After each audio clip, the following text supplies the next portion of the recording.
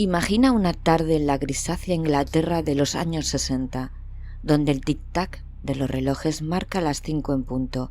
Es la hora del té, esa tradición tan arraigada en la cultura británica. Una pausa en el ajetreo diario para compartir charlas familiares alrededor de la mesa. Las tazas de porcelana tintineaban suavemente contra los platillos. El vapor del agua recién hervida asciende en espirales como una danza delicada. Una escena de paz, o eso parecía. Pero lo que nadie sabía es que en una de esas pequeñas tazas se escondía la muerte, paciente y letal. No había dagas, no había sangre derramada, solo una cucharada extra de un polvo imperceptible, incoloro e inodoro, que se disolvía con gracia en el líquido dorado. Un veneno que se introducía en el cuerpo de forma tan suave como una caricia, y sin embargo su toque era fatal. La taza de té era símbolo de calma. Se había convertido en una trampa mortal para quienes compartían la mesa con Graham Young. ¿Quién era ese joven de apenas 14 años que con sus manos firmes y ojos observadores servía las tazas a su propia familia? A simple vista, un chico tímido, algo retraído, con una fascinación casi obsesiva por la química. Lo que pocos sabían era que, detrás de esa apariencia reservada, se ocultaba una mente que coqueteaba con la oscuridad. Graham no veía a las personas como familiares o amigos. Para él eran sujetos de experimentación, piezas en un macabro tablero que había diseñado con precisión científica. Desde muy pequeño, Graham había sido diferente. Mientras otros niños jugaban al aire libre o coleccionaban cromos, él pasaba horas leyendo libros de toxicología, memorizando los efectos de diferentes venenos. Belladona, talio, antimonio, no eran nombres que le aterrorizaban, sino palabras que alimentaban su curiosidad.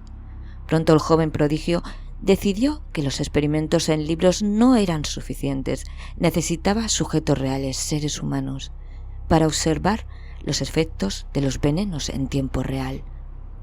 Fue entonces cuando su propio hogar se convirtió en un laboratorio. La primera en notar los efectos fue su madrastra, Molly, que comenzó a sufrir extraños dolores de estómago. Luego su padre y su hermana siguieron con los mismos síntomas. Y finalmente, un compañero de escuela también cayó enfermo después de aceptar una taza de té de Graham. Pero nadie sospechaba del joven. Después de todo, ¿quién podría imaginar que un chico tan educado, que preparaba té para su familia, pudiera tener intenciones tan siniestras? Cada dosis que administraba era cuidadosamente medida. Anotaba en su diario cada detalle, el tiempo que tardaban en enfermar, los síntomas que mostraban, cuánto tiempo sobrevivían después de ingerir el veneno. Para él, esto no era asesinato, era ciencia. Una ciencia oscura que practicaba con el entusiasmo de quien cree haber encontrado la clave del conocimiento. Pero la pregunta persiste: ¿qué fuerza tan oscura puede convertir a un adolescente en un asesino? ¿Qué vacío en su alma le permite envenenar a su propia familia sin mostrar un atisbo de remordimiento? Algunos dirían que era un psicópata, incapaz de sentir empatía. Otros que su inteligencia superior lo había apartado de la humanidad. Lo cierto es que Graham Young no era un asesino común. No se dejaba llevar por la ira o el odio. Para él la muerte era solo una consecuencia inevitable de sus experimentos. Y cuanto más jugaba con ella, más se enredaba en su fría telaraña de toxicología y control. Este es el comienzo de la aterradora historia de Graham Young, el joven que encontró el placer en el veneno. Soy Silvia Black y esto es La cara del mal.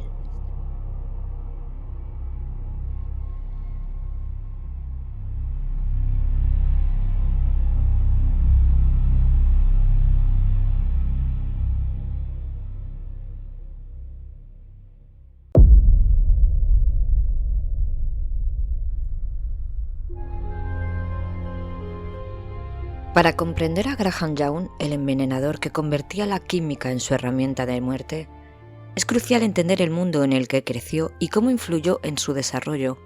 La Inglaterra de las décadas 50 y 60 no era solo un lugar en transición, sino un país que aún lidiaba con las profundas cicatrices dejadas por la Segunda Guerra Mundial. Aunque los ecos del conflicto bélico aún resonaban en las calles de Londres y más allá, el país se encontraba inmerso en un proceso de reconstrucción y modernización. Pero con este proceso vinieron cambios drásticos, tanto en lo social como en lo cultural, que crearon un ambiente que, para una mente como la de Graham, ofrecía tanto oportunidades como peligros. La Inglaterra de posguerra era una nación que trataba de levantarse de las cenizas de la destrucción, y en ese esfuerzo por avanzar surgió un interés creciente en la ciencia y la tecnología. Los avances científicos que habían ayudado a ganar a la guerra ahora se convertían en el pilar sobre el que se apoyaba el futuro. Este contexto de fascinación por el conocimiento, por la ciencia aplicada, fue una de las influencias que moldearon la mente brillante de Graham. La química, en particular, se convirtió en su obsesión. A medida que el país abrazaba la modernidad, Graham abrazaba los venenos, combinando su curiosidad por la ciencia con una desconcertante frialdad emocional que lo diferenciaba de sus contemporáneos. El sistema educativo británico de la época también jugó un papel fundamental en la formación de Graham. El Reino Unido estaba tratando de fomentar el desarrollo de nuevas generaciones de científicos y se alentaba a los jóvenes brillantes como Graham a explorar las ciencias. Sin embargo, otros jóvenes podían sentir curiosidad por la biología o la física, pero Graham fue atraído por el lado más oscuro de la química, los venenos, en una época en la que las aspiraciones académicas eran vistas como el futuro de la nación. Graham utilizó el conocimiento para algo mucho más siniestro. En el contexto de una sociedad británica que intentaba reponerse del trauma de la guerra, también existía un cambio cultural significativo. Las generaciones más jóvenes comenzaban a desafiar las normas establecidas, a rebelarse contra los valores conservadores que habían regido durante décadas. Aunque esta rebelión cultural se manifiesta principalmente en la música, la moda y el arte, para individuos como Graham representaba una forma de desconexión con las normas sociales. Mientras que la mayoría de los jóvenes de su época encontraban su identidad en el rock and roll, nuestro asesino se aislaba, alimentando su obsesión con la muerte y el control. Además, Inglaterra seguía siendo una sociedad marcada por la clase social. La familia de Graham pertenecía a la clase trabajadora, y aunque era brillante, su talento no lo eximió de las dificultades económicas y sociales que muchos de su entorno enfrentaban. Otro aspecto clave del contexto histórico fue el acceso limitado a la atención psicológica adecuada. En la década de los 50, los trastornos mentales seguían siendo ampliamente incomprendidos. Aunque Graham mostró signos tempranos de comportamiento antisocial y una obsesión peligrosa con el veneno, nunca recibió atención psiquiátrica que podría haber desviado su curso hacia la destrucción. En lugar de recibir ayuda, Graham fue dejado a su suerte, lo que permitió que su psicopatía se desarrollara sin control. La sociedad británica, ocupada en sus propios esfuerzos por reconstruir, pasó por altos los signos evidentes que estaba ocurriendo en la mente de un joven que, en lugar de utilizar su brillantez para el bien, decidió emplearla para dominar la vida y la muerte. El contexto histórico no justifica los actos de Graham Young.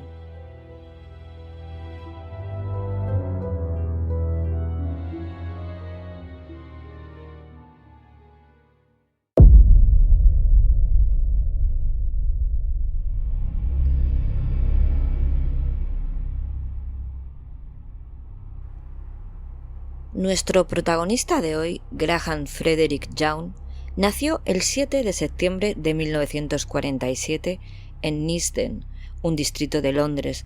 Su vida estuvo marcada por la tragedia desde el inicio, ya que su madre falleció pocos meses después de su nacimiento debido a una infección respiratoria que degeneró en tuberculosis, antes de que el pequeño cumpliera 3 meses. Su padre, preocupado por no poder cuidar adecuadamente a sus 2 hijos sin una figura materna, decidió tomar una difícil decisión: Consciente de su situación, el padre pidió a su hermana Winnie y su marido Jack que criaran al pequeño Graham, y él se crió junto con sus tíos y su prima Sanders, que fueron unos años muy felices para él, mientras que su hermana mayor Winifred fue llevada a vivir con su abuela. A pesar de que su padre los visitaba con frecuencia, el pequeño Graham siempre vivió ese cambio como un abandono. Aunque quería a su tía Winnie y se llevaba muy bien con su esposo, sentía que lo habían apartado de su hogar. Desde muy joven mostró un carácter solitario y reservado. En la escuela sobresalía por su inteligencia. Aprendía con rapidez y devoraba cualquier libro que cayera en sus manos. Lo malo es que leía libros sobre Hitler, guardaba recortes de los periódicos de los asesinos más famosos y sus crímenes, pero su verdadera pasión era la química, una materia que no se impartía en primaria, pero que le fascinaba desde que descubrió los prospectos de los medicamentos en casa. De hecho, si algún miembro de la familia tomaba una pastilla para el dolor de cabeza o un jarabe para la tos, él se deleitaba explicando en detalle los nombres científicos de los ingredientes y con un inquietante entusiasmo describía los efectos de una sobredosis. Su curiosidad no se detenía ahí, experimentaba con cualquier sustancia a su alcance.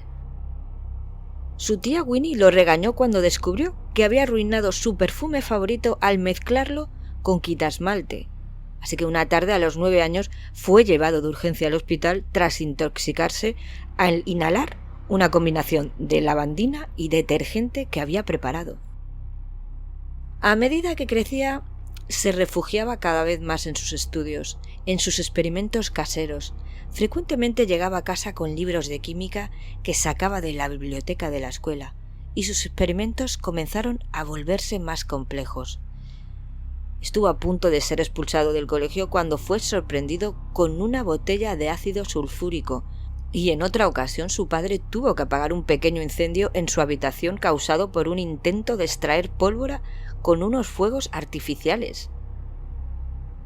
Graham era sin duda un estudiante brillante en el área de la química, destacándose entre sus compañeros con un coeficiente intelectual de 160. Su capacidad mental era extraordinaria, aunque sus intereses ya empezaban a mostrar una inquietante inclinación hacia lo peligroso.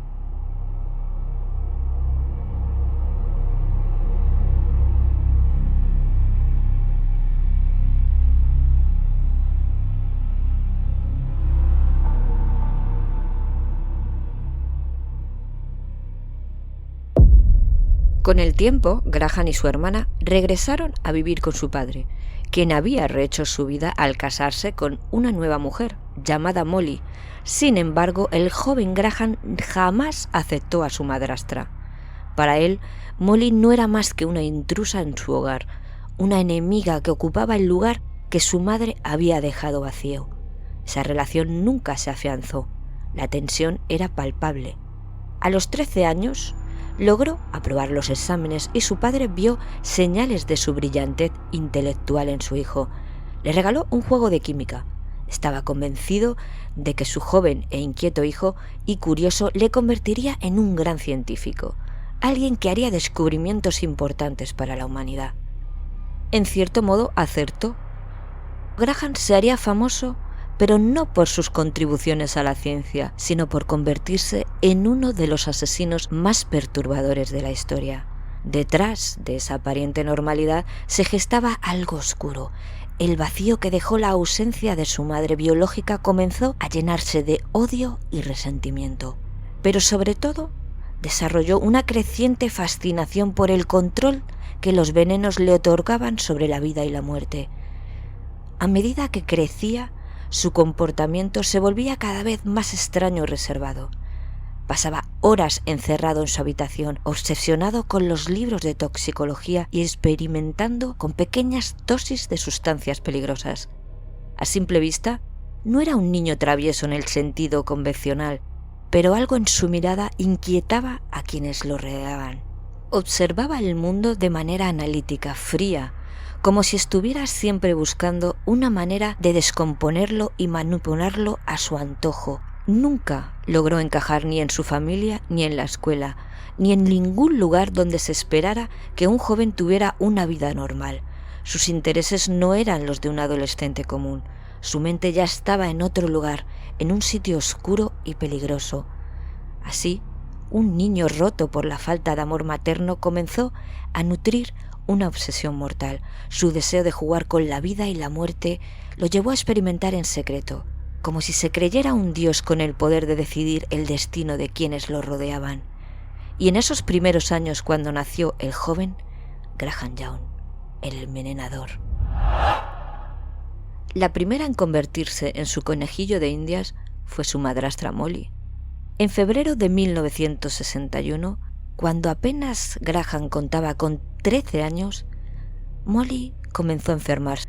Sufría episodios de vómitos incontrolables, diarrea y insoportables dolores de estómago. Los médicos atribuyeron estos síntomas a ataques de bilis, pero curiosamente no era la única afectada. Fred, su padre, y su hermana Winifred también comenzaron a sufrir misteriosas enfermedades. Nadie sospechaba del joven Graham, ya que él también se quejaba de malestares, lo que le permitía mantener su fachada. Lo que en realidad sucedía era mucho más aterrador. Graham había estado experimentando con belladona, un veneno altamente tóxico y difícil de conseguir. Mezclaba pequeñas dosis con el té de la familia, observando con frialdad cómo sus seres queridos enfermaban lentamente. Un 21 de abril de 1962, Fred Young entró en casa y observó a su hijo mirando por la ventana de la cocina, como si contemplara un espectáculo. El hombre se acercó con curiosidad y vio a su esposa Molly en el jardín retorciéndose de dolor, con espuma en la boca. Miró a su hijo desconcertado por aquello con preocupación, pero corrió hacia su mujer y la llevó urgentemente al hospital. Pero no pudieron hacer nada para salvarla. Molly murió esa misma noche y los médicos atribuyeron su fallecimiento a un prolapso de hueso espinal. Nadie sospechó que detrás de su muerte se escondía el primer crimen de un adolescente que pronto sería conocido por sus macabros actos. 2 días después, el cuerpo de Molly fue cremado, borrando para siempre cualquier evidencia que pudiera incriminar a Graham. El joven envenenador acababa de cometer su primer asesinato, pero su oscura historia apenas comenzaba.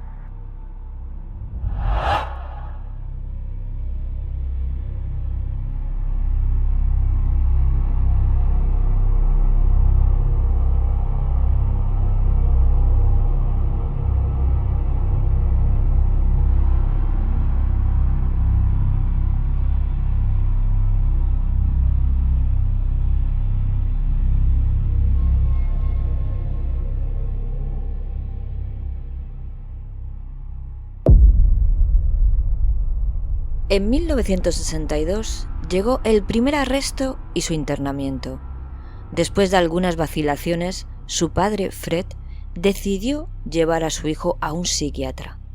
Sin traicionar el secreto profesional, el médico le dijo a Fred que su hijo le había hecho una serie de confesiones perturbadoras y le recomendó que contactara a la policía. Fred, muy preocupado por su hijo, hizo caso al médico y llevó a su hijo a la comisaría. Allí Graham se despachó a gusto. Confesó que había asesinado a su madrastra y que también había intentado matar a su padre y a su hermana poniendo belladona en el té e incluso en algunas comidas. Los detectives se quedaron atónitos con un joven prodigio de la toxicología que hablaba de venenos con la misma naturalidad que otros chicos hablarían de fútbol o de música. Detalló con precisión cada paso que había tomado, cómo había administrado las dosis y los efectos que había observado. Vieron sus perturbaciones mentales y su confesión de asesinar a su madrastra. No había rastro de culpa ni arrepentimiento, más bien satisfacción en su papel de verdugo con maestría. Sin pruebas físicas contundentes, la acusación por asesinato no era una opción viable en aquel momento. Sin embargo, sus declaraciones y el envenenamiento de otros miembros de la familia fueron más que suficientes para internarlo en Broadmoor, una institución psiquiátrica de máxima seguridad, conocido por albergar a algunos de los criminales más perturbadores del Reino Unido, pero estos no intimidaban a Graham. Lo sentenciaron a 15 años de confinamiento en el hospital, una institución para criminales mentales inestables. Para los periódicos londinenses el caso se llevó toda la atención. Ya internado, deslumbró a los psiquiatras, que descubrieron que tenía un coeficiente intelectual de 160, lo que lo ubicaba en la categoría de superdotado. Quizás por eso no repararon en otros aspectos de su conducta. En la biblioteca del hospital leía incansablemente libros de química y también todo lo que encontraba sobre el nazismo. Tenía acceso a la biblioteca, aunque algunos dirían que en un hospital psiquiátrico eres el lugar más seguro para la mente tan peligrosa, aquel lugar no fue más que un laboratorio para Young. Estar allí encerrado no le parecía una prisión, sino una pausa en su experimentación, un lugar donde afinar sus conocimientos. Y lo hizo. De repente, algunos pacientes comenzaron a experimentar síntomas extraños. Dolores de estómago, náuseas inexplicables, mareos que los dejaban postrados. Nadie sabía lo que estaba ocurriendo, pero el joven parecía no ser ajeno a estos misteriosos padecimientos. Para quienes compartían espacio con él, les parecía un enigma. Nunca levantaba la voz, rara vez mostraba emociones y cuando lo hacía, sus comentarios estaban llenos de referencias a sustancias tóxicas y la muerte. Incluso en medio del caos de un hospital psiquiátrico de máxima seguridad, el joven envenenador no había perdido su toque. Los médicos y psiquiatras que lo supervisaban pronto vieron algo en Graham, de progreso en su tratamiento, de un joven que finalmente comenzaba a dejar atrás su fascinación por los venenos. Era fácil dejarse engañar por su comportamiento calmado, su actitud cooperativa, pero esa misma calma, esa tranquilidad glacial era lo que le hacía más peligroso.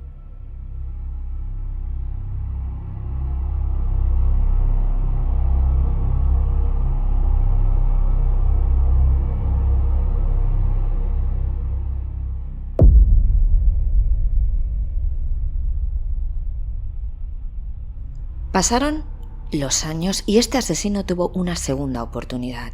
Después de 8 largos años de internamiento, obtuvo la libertad en 1971, liberado por un sistema que, increíblemente, lo consideraba curado. Había sido en apariencia un prisionero modelo, mostrando una conducta respetuosa y cooperativa, lo que llevó a los psiquiatras a recomendar su liberación. Pero lo que nadie pudo ver, o tal vez nadie quiso ver, era la calma exterior de Graham. Era solo una máscara, una fachada cuidadosamente construida. Cuando fue libre, el mundo fuera había cambiado, pero él no. En su mente seguía atrapada el misterio del mismo juego mortal. El veneno seguía siendo su arma y las personas sus peones. Al principio la vida de Graham tras su liberación parecía relativamente normal. Tras salir del hospital ya contaba con 24 años y necesitaba un lugar para vivir. Pese a haber sido una de sus víctimas, su hermana fue buena, Winifred, y lo alojó en su casa. Poco después consiguió un trabajo en John Holland, unos laboratorios. Era una empresa que fabricaba lentes de infrarrojos para equipos militares. En su solicitud de empleo había ocultado su pasado criminal, alegando que su historial de empleo tenía vacíos debido a una crisis nerviosa tras la muerte de su madre. Este joven tímido cayó muy bien a sus jefes y compañeros de trabajo, sobre todo porque era el primero en ofrecerse a la hora de preparar el té para todos. Nunca imaginaron que agregaba al agua y a las hebras otro ingrediente que sacaba con facilidad del laboratorio, el venenoso talio. Sus empleadores, desconocedores de su verdadero pasado, le dieron la bienvenida sin cuestionamientos. Irónicamente, el trabajo le dio acceso a una sustancia que no había dejado de fascinarle, el talio. Aunque el laboratorio no almacenaba talio en grandes cantidades, él sabía que podía obtenerlo de manera furtiva, utilizando su nuevo trabajo como una tapadera perfecta. No demoró en desatarse una verdadera epidemia de vómitos, náuseas y calambres estomacales. Sus víctimas a las que envenenaba. Pronto sus nuevos compañeros de trabajo comenzaron a enfermar. Al principio los síntomas parecían los de una simple gripe, náuseas, dolores de estómago, malestar general. Pero como había hecho con su familia años atrás, este había perfeccionado su técnica, administrando pequeñas dosis de veneno para que los efectos fueran graduales. Nadie sospechaba de él. Después de todo, ¿cómo podrían? Un chico tan amable, tan servicial. Era un joven aparentemente reservado, con una mente brillante y un conocimiento profundo de la química. Si algo iba mal en el laboratorio, seguro que no era culpa de Graham. Pero a medida que los síntomas empeoraron y uno de sus compañeros de trabajo, Bob Eagle, jefe de laboratorio de 51 años, murió en circunstancias misteriosas, las alarmas comenzaron a sonar. Algunos empleados notaron que los síntomas desaparecían cuando estaban lejos del laboratorio, pero que volvían con fuerza cuando regresaban. Meses después, murió otro compañero, un joven llamado Fred Biggs. Con esa muerte sonaron ya todas las alarmas. Aunque los médicos y los gerentes de la empresa consideraban la posibilidad de una infección viral, Graham observaba con una satisfacción oscura cómo se desarrollaba su experimento. Esta vez no eran sus familiares cercanos ni amigos, sino personas con las que apenas tenía conexión emocional. Esto le proporcionaba un distanciamiento aún mayor, una libertad que no había tenido antes. Cada síntoma, cada muerte, era una confirmación de su poder.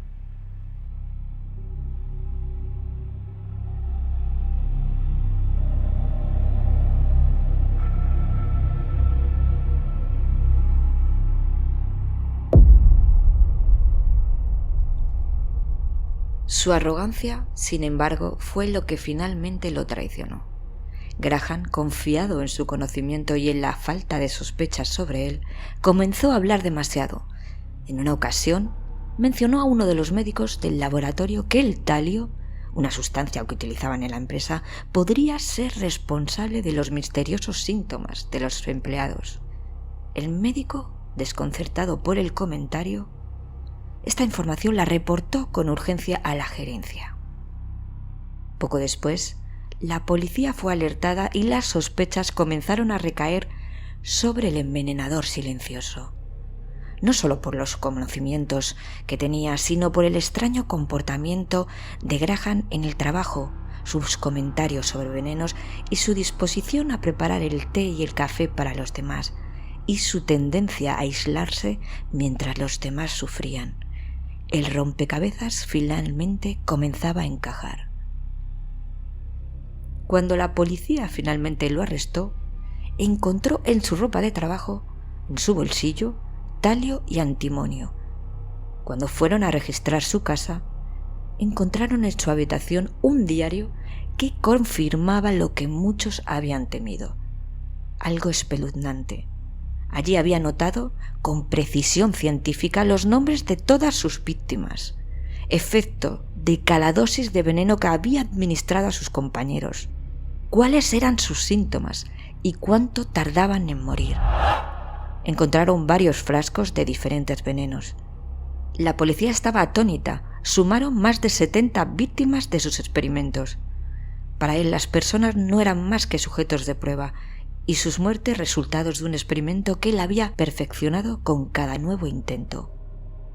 Ya por fin la policía investigó el pasado de Young y descubrieron que había estado internado en un psiquiátrico y que había matado con veneno a su madrastra y había envenenado a parte de su familia, a su padre y a su hermana. Había cumplido 8 años y ya llevaba menos de un año en libertad y volvía a la carga. Pero el juego del envenenador empezó a ver su final. El arresto de Graham Young fue rápido. un 21 de noviembre de 1971, pero sin complicaciones. Cuando la policía lo detuvo, este mantuvo su compostura, como si ya hubiera anticipado este momento. Parecía disfrutar de la atención de sus crímenes. Durante el juicio mostró poco o ningún arrepentimiento por sus actos.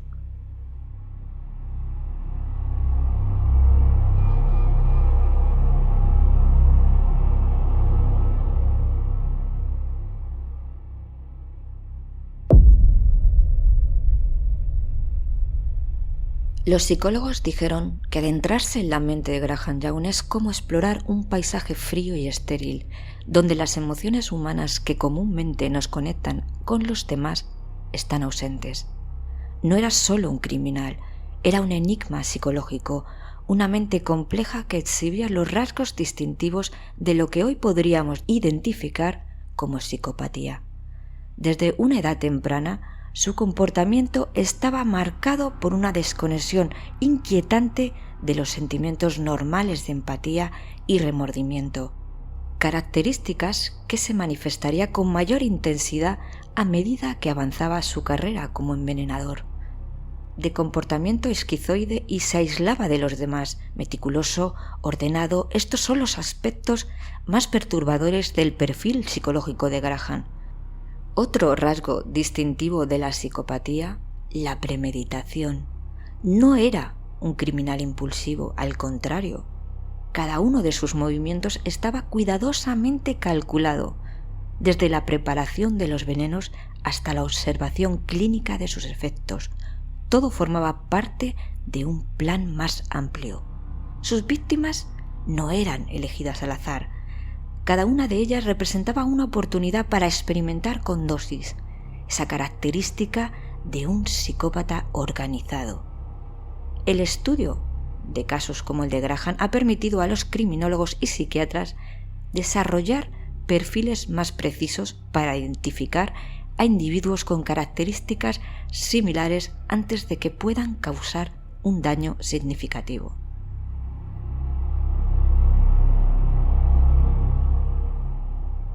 El juicio en su contra comenzó el 19 de junio de 1972 y duró 10 días.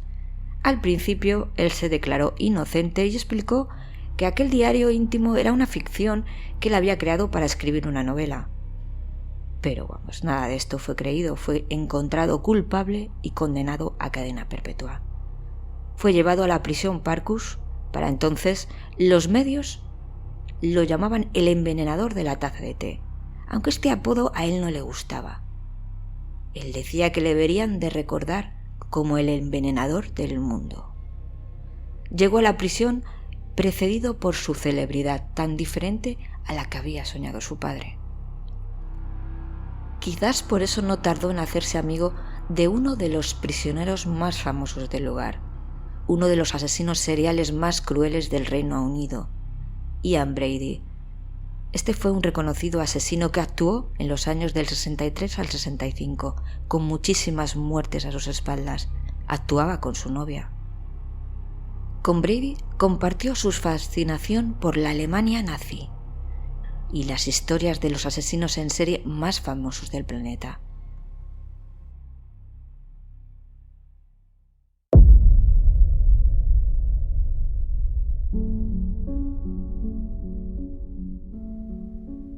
En 1990, Young murió en su celda de la prisión a los 42 años. Oficialmente se determinó su muerte por un infarto agudo de miocardio, aunque, como siempre, se dice que algunos otros presos fueron los responsables de su muerte.